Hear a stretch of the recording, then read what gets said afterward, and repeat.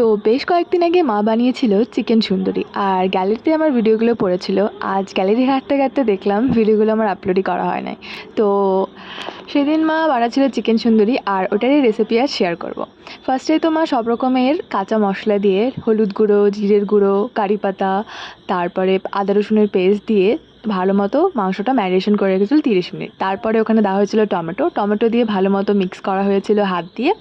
তারপরে মা ভেজে নিয়েছিল আলু কিন্তু চিকেন সুন্দরীতে যায় না, বাট দিয়েছিল যেহেতু আমরা বাঙালি ফ্যামিলি থেকে বিলং করি। তো তারপরে সেই আলুগুলো ভাজা হয়ে গেলে ওই তেলের মধ্যেই একটু পেঁয়াজ ভাজা হয়েছিল, তার উপরে একটু চিনি দেওয়া হয়েছিল কালারটা সুন্দর আসার জন্য।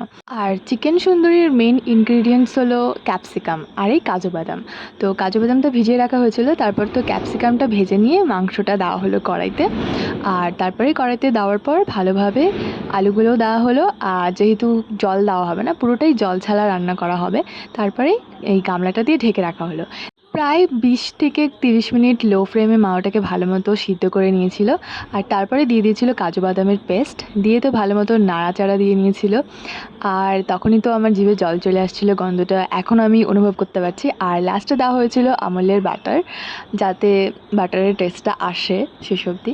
তারপরে সবার শেষে গরম মশলা দিয়ে আরেকটু কষিয়ে তারপরেই নামিয়ে নেওয়া হয়েছিল। আর গরম গরম ভাতের সাথে পরিবেশন করা হয়েছিল, আর খেতে তো খুবই দারুণ হয়েছিল। টেস্টটা আমার মুখে এখনও লেগে আছে। তো রেসিপিটা ভালো লাগলে ভিডিওটা একটা লাইক করে শেয়ার করে দেবে। টাটা।